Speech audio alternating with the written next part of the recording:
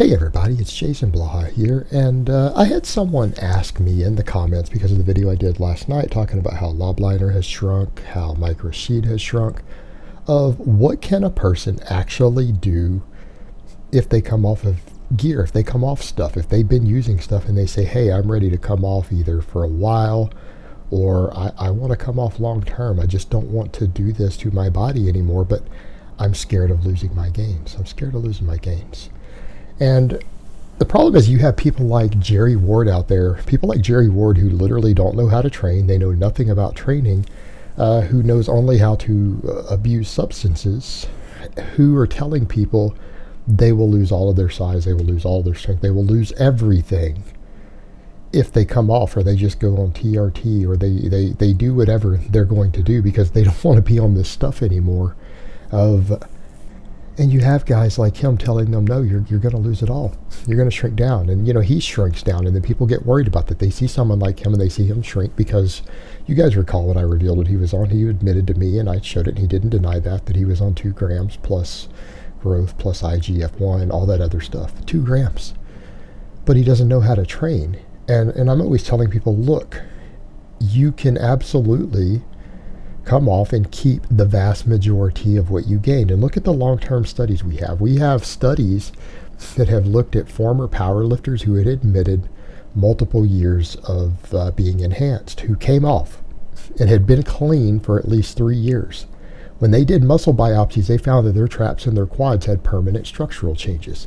They had a permanent change in the number of nuclei in their muscle cells, which would also indicate that they have a much higher androgen sensitivity at that point, meaning even the normal testosterone that your body is producing at that point may have a stronger effect on you in regards to muscle tissue because you've improved your sensitivity to it. And that's something that we do know from the research out there.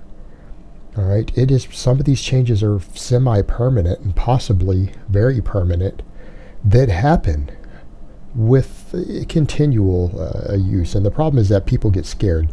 They don't want to come off. And that's where this stuff gets really, really dangerous. The psychological addiction.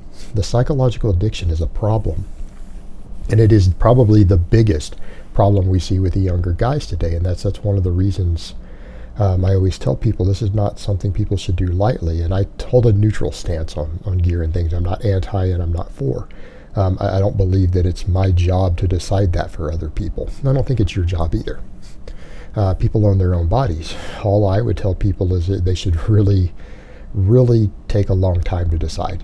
They shouldn't make a choice like that with only thinking about it for a few months. Absolutely not. And we come back to the point of building a foundation. Building a foundation first anyways. Because a couple of things I've noticed I've been around this for a couple of decades. I've been around people using stuff for a couple of decades, and I have noticed some trends regarding who shrinks and who doesn't. Now, in my own case, I had a strong strength background, and I was enhanced for several years. There's these big myths on the internet that I've been enhanced for 20 years or something. I was enhanced for maybe 3.5 years in my 20s. I came off at 27. I came off completely, did PCT, was completely clean at that point. I, however, managed to maintain a body weight of about 215. I managed to maintain about a 400-pound bench press on a good day. I couldn't do that every day. And about a 550 squat at that time. Like 2 years afterwards. 2 years afterwards. I did lose some of the muscle fullness that you get. And that's one of the things that people are going to have to accept. You will lose some of that look. Some of that look that you get, some of that muscle fullness, that muscle roundness, sometimes all those extra striations that a lot of guys get, you're not going to keep that. But the size and the strength, other than the bloating, the water retention, which is sometimes in the muscles, you're going to lose that. So what it comes down to is, can you maintain the myofibrillar muscle hypertrophy that you got from it? And I believe that you can. So I'm telling you guys, there's no need to look at this as a lifelong thing. If you guys have been using a bunch of stuff and you're concerned about your health and you want to come off, if you're careful about this, you don't have to freak out and stay on stuff. You don't have to do it. You can keep a lot of what you had. And the trends that I've noticed with that, I reduced my volume and I only trained heavy. I cut out the fluff because of observations I've made over the years myself. And the other example I will give you of the guy who I saw who did this all the time. I knew a guy back in my 20s, and the guy was like 40 years old. And I swear he looked like a top-level NPC competitor. The guy, he considered himself a bodybuilder, but he didn't compete. The guy maintained like a 9 to 10% body fat year-round, over 200 pounds. And he had the best physique of anyone I knew. Of the guys out there like you guys who are worried about your physique instead of just your strength numbers. But what he did, he ran one little blast every year, and then he just coasted. He coasted the rest of the year. On pretty much maintenance amounts, maintenance test levels. And he kept all his size. Every time. He kept all of it. He never shrank afterwards.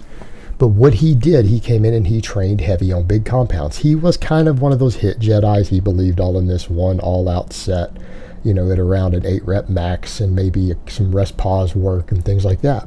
But I watched this guy when off stuff.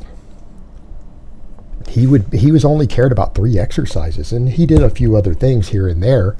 But his 3 staples were the incline pause bench, weighted chin-ups, and deep ass to grass squats. Well, I watched this guy how he would train, and he put each one of those into 1 day a week. I trained 3 days a week for about 20 minutes.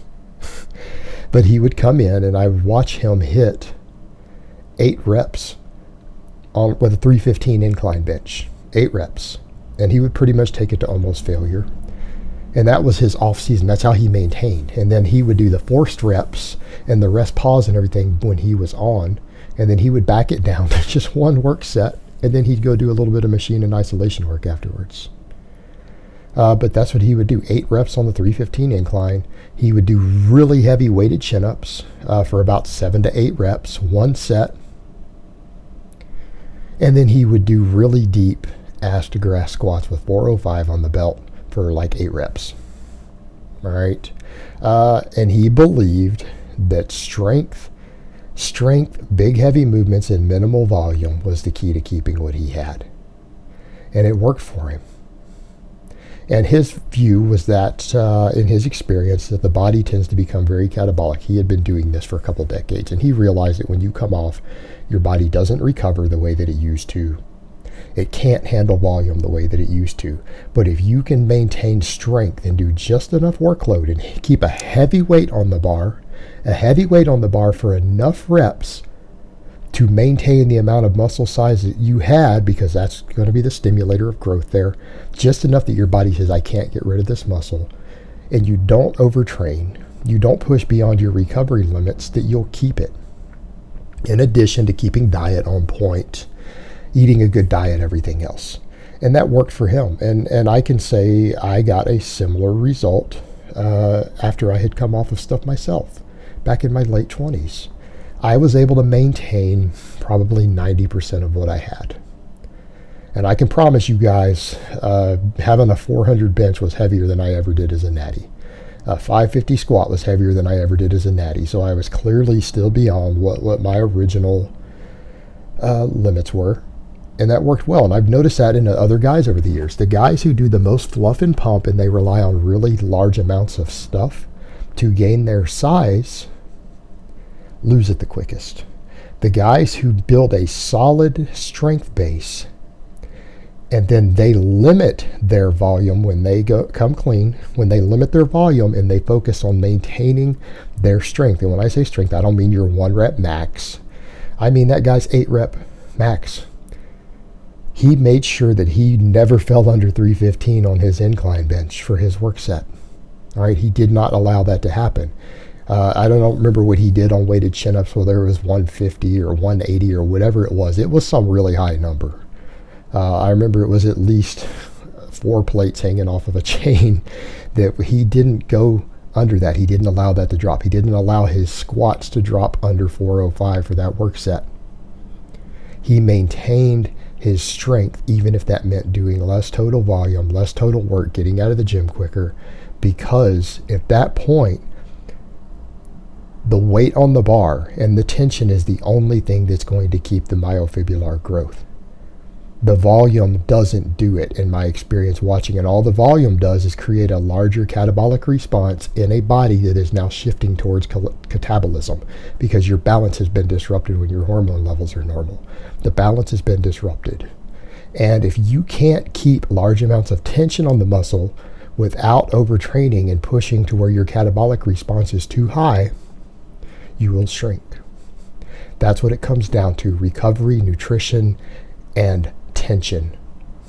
If you can keep those things perfect, you can keep most of what you had. And in his case, that guy always kept all of it, which was really, really shocking to me, and it was interesting to observe.